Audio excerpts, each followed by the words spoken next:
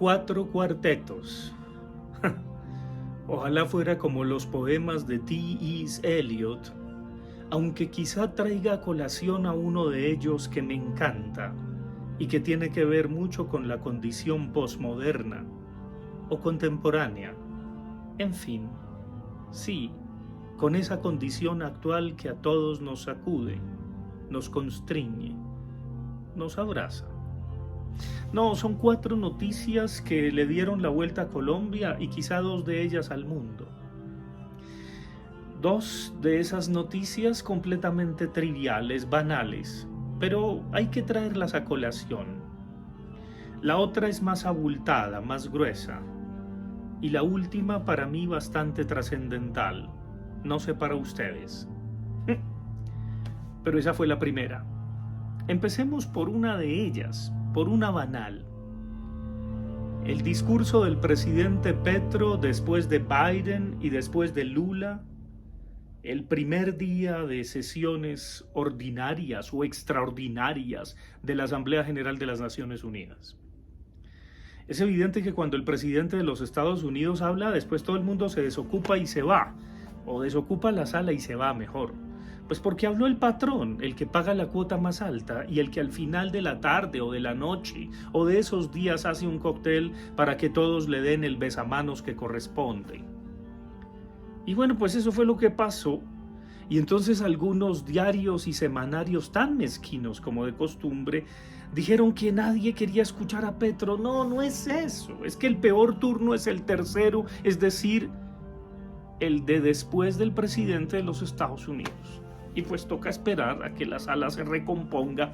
Pero hay algo muy curioso en ese simulacro. Digo simulacro porque ¿a qué jefe de Estado escucha en pleno las Naciones Unidas y a qué jefe de Estado le acata lo que dice?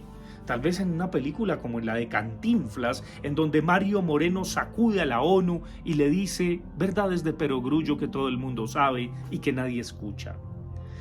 Entonces los jefes de Estado se paran en la tribuna, los excelentísimos señores presidentes o primeros ministros, creyendo que le hablan al mundo, o mejor, haciendo creer a sus cámaras y a sus circuitos cerrados de televisión que le hablan al mundo, pero la sala está desocupada, vacía, todo el mundo está en otra cosa. Además, la traducción que se da es la de los gestos y giros adecuados.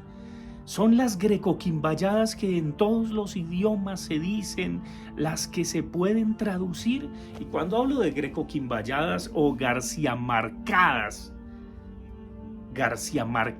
mejor, que entre otras cosas la frase es de Carl Sagan, y no es expandir sino esparcir el virus de la vida más allá de las estrellas del universo. Así terminó uno de sus programas de Cosmos, el señor que usaba buzo cuello de tortuga. Y bueno, pues así terminó Petro. Y mucha gente se burló de el kitsch de ese cierre del discurso, pero dijo cosas como, sí, nada nuevo bajo el sol, que así como a Ucrania, pues a Palestina, que se reforme el sistema económico mundial, que la lucha contra las drogas llegó a su fin. En fin, nosotros hemos puesto no solamente más muertos, sino también algunos asesinos. Claro, eso no lo dijo, pero bueno, en fin, el editar el video con los aplausos de Biden, ¡qué embarrada! Un portal como La Silla Hueca dice que este gobierno tiene problemas con la verdad, como si hubiese una única verdad y como si no hubiese mandarines de todos los pelambres que se sienten dueños y salvadores del universo y le hacen creer allá a su audiencia que todo el mundo los escuchó, que lloraron ante sus palabras conmovedoras. Pues no, la política es un simulacro, una pantomima, un teatro. Muy bien, he ahí la primera noticia banal. ¿Seguimos con otra banal? Sí, sigamos con otra banal. Pues obviamente la portada del semanario miserable que fabrica posverdades y fake news a bases de chismes. Pero bueno, es que todo el mundo lo sabía. El tal metro elevado es como hacer una casa en el aire. Era un cuento chino, nunca lo va a ver. ¿Y qué coimas? Bueno, pues ahora se revela quizá la olla podrida que por supuesto la señora alcaldesa corre a negar diciendo no es así, es puro chisme, después de que decía que Victoria Eugenia era una gran investigadora periodística. ¿Será un nuevo carrusel de la contratación? La muñeca sí que sale cara y la caricatura de Matador es genial. ¿Cuánto mide su muñeca? 1 metro. Hasta ahí las dos noticias banales y ustedes las completan. Pero vayamos con la gruesa, con la más abultada. Hicieron un escándalo, porque el presidente pues obviamente no asistió, llegó tarde, se emparrandó, era un viernes, yo qué sé, lo que siempre ocurre, de los que habla Carolina Sanín, que se preocupan tanto por la puntualidad del jefe de Estado, en fin, y lo siguen minuciosamente para ver dónde se resbala. Pobre Petro. Pues resulta que no fue al homenaje inaugural a las honras fúnebres con el féretro de nuestro querido Fernando Botero. Pero ese no es el asunto abultado. El asunto abultado es la hipocresía de The Andes University. The Andes University dice que se sintió muy orgullosa esa casa de estudios porque el maestro Fernando Botero fue profesor allá de los Andes, y resulta que Lucas Ospina nos contó que en 1955 la hipócrita Universidad de los Andes, el Stanford bogotano, canceló el contrato de Fernando Botero, el maestro de pintura, porque se enamoró perdidamente de una de sus estudiantes, Gloria Sea. Pero en realidad no fue por eso, fue porque era un pobre paisa que todavía no era Fernando Botero, entonces lo consideraban un muerto de hambre que no tenía futuro. Siquiera lo echaron, y siquiera Fernando Botero fue Fernando Botero y rechazó un doctorado honoris causa que años después, para resarcir la humillación, The Andes University pretendió darle, y el maestro dijo, muchas gracias, no me interesa. Siquiera Gabo nunca fue abogado de la Nacional, Fernando Vallejo jamás terminó filosofía y letras, y Doris Salcedo, pues creo que dejó de ser profesora de artes de la Nacional. Y Steve Jobs también se fue de la universidad. A veces, casi siempre, la vida está en otra parte. A propósito, la Nacho cumplió 156 años el 22 de septiembre y el lema de la Nacho es Inter aulas academiae quare verum. Entre las aulas de la academia busco la verdad. Pues no, es desde las aulas que hay que proyectar el conocimiento hacia afuera, porque la vida está en otra parte. Y hasta ahí la noticia gruesa y abultada del oso cósmico de The Andes University.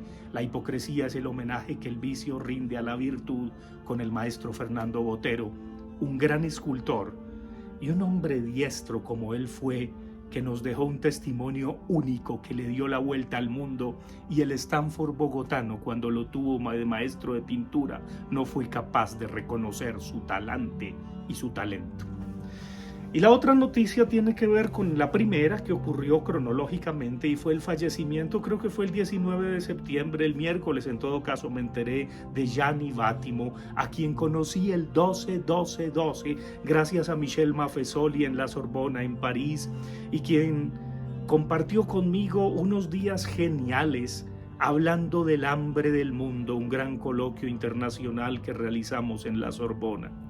Y conocerlo y compartir con él fue genial, al punto de que nos identificamos por un autor común, Pier Paolo Pasolini, por su condición homosexual, por su dragueadora manera de abordar a los seres que le gustaban, por su generosidad y por la prédica que siempre tuvo y que muchos ocultan, dar sexo por caridad. Pero una obra magistral que hay que recordar de él, independientemente del fin de la modernidad y de la noción de pensamiento débil, es En qué creen los que no creen. Y ahí yo diría, y con esto cierro, ¿en qué esperan los que no esperamos? pues hay que esperar sin esperanza. Y por eso les hablé de 4 cuartetos y cierro con el poema de T.S. Eliot, que sintetiza muy bien ese pensamiento sensible de Gianni Vattimo, a quien al final de su vida su propia familia lo persiguió porque decían que su amigo, su amante, se quería quedar con sus bienes. Hasta ahí llega la maldita hipocresía, como la hipocresía de The Andes University. Pero, ¿en qué creen los que no creemos?